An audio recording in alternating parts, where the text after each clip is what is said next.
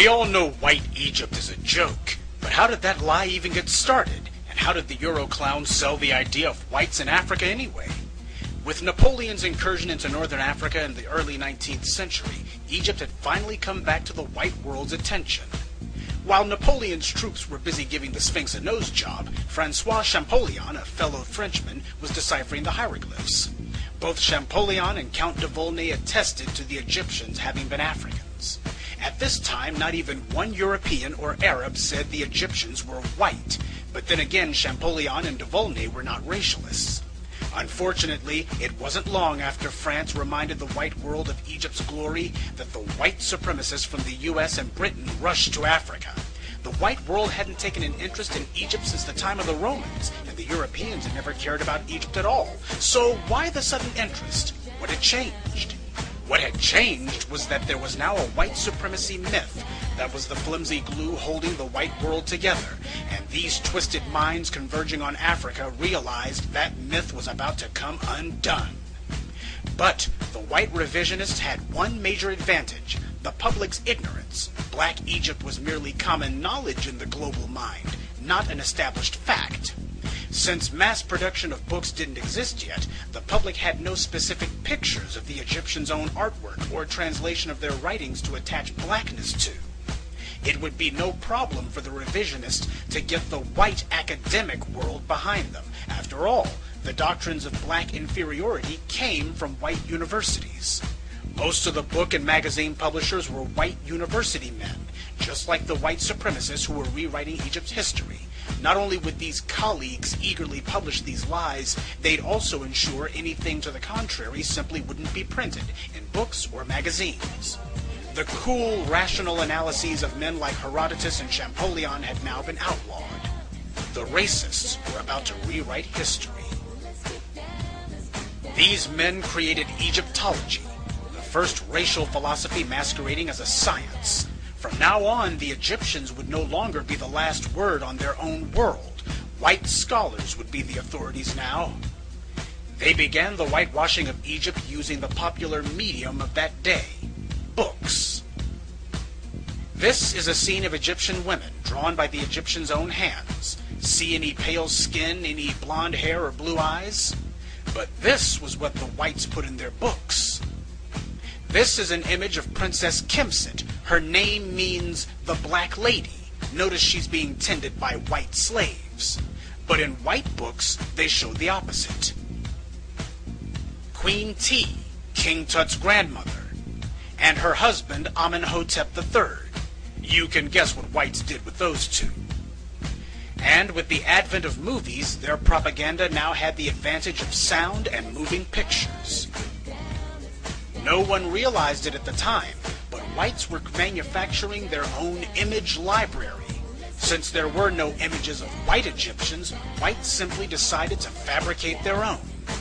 Every few years we see another big-budget propaganda piece.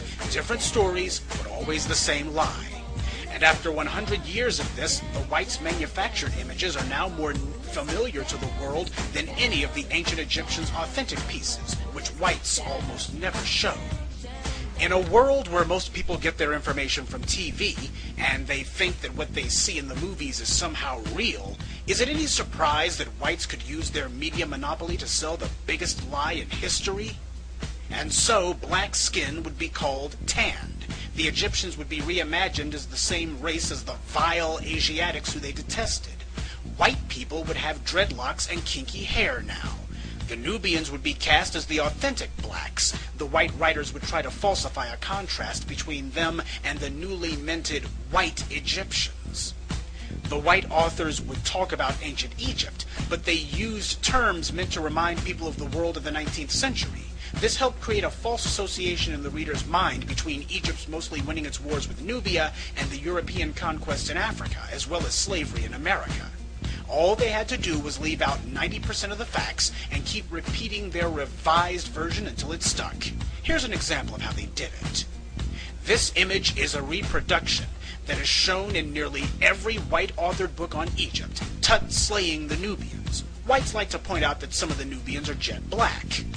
But they always conveniently omit that most of the Nubians are shown as being the same reddish-brown color as Tut and having red hair like Ramses II.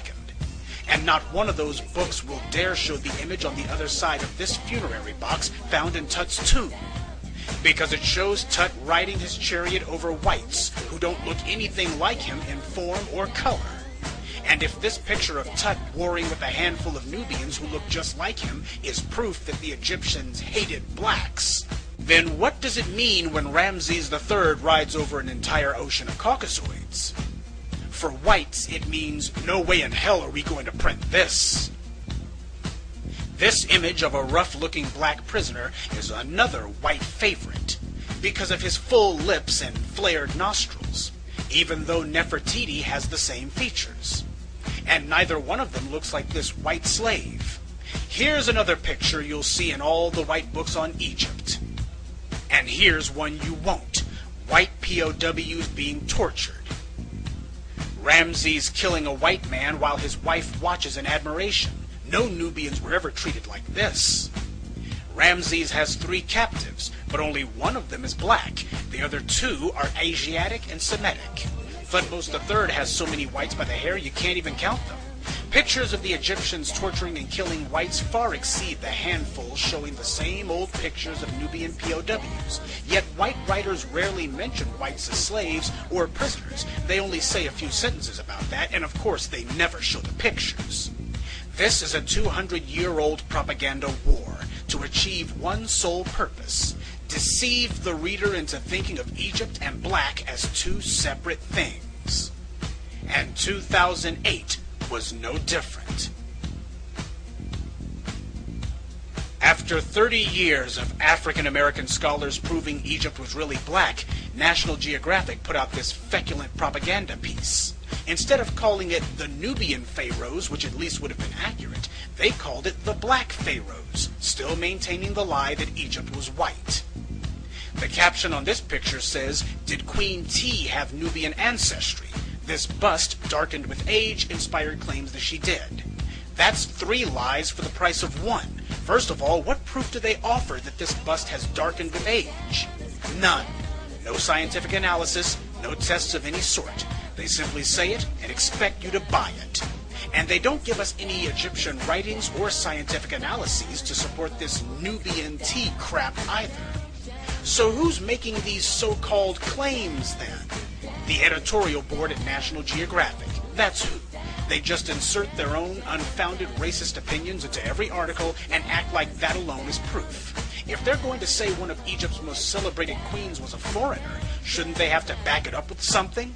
What if a black person said, "Was Queen Nefertiti Asiatic? This bust, which has faded with age, has inspired claims that she was." National Geographic would run a front-page story challenging that the sculpture had faded and demanding to know exactly who made those Asiatic claims. Here's another question. If Queen T was Nubian, doesn't that mean her grandson, King Tut, was part Nubian as well, and that this pale reconstruction is a complete fraud? Because the Euro clowns at National Geographic have never said Tut's sculptures have darkened with age. So if Tut's grandmother was black, and National Geographic concedes that his sculptures are accurate to his skin tone, why did they make him look like Casper the Friendly Ghost then? Because it's never been about Egypt. It's about supporting the myth of white supremacy that undergirds European power today. The Euro clowns realize they're losing. Not long ago they said no blacks built Egypt. Now that science has proven them wrong, they're trying to claim the Ethiopians are Caucasians. Because many Ethiopians have narrow noses, whites think they can use that to claim Ethiopians aren't like those other Africans who have bones in their noses and plates in their lips. I guess no one ever told the Europeans that it's the Ethiopians, like the Surma and Mercy tribes, who put plates in their women's lips. So if Ethiopians really are Caucasians, then that means it's whites who don't have any better sense than to put dinnerware in their mouths. Didn't see that one coming, did we? Maybe next time you'll think before you lie.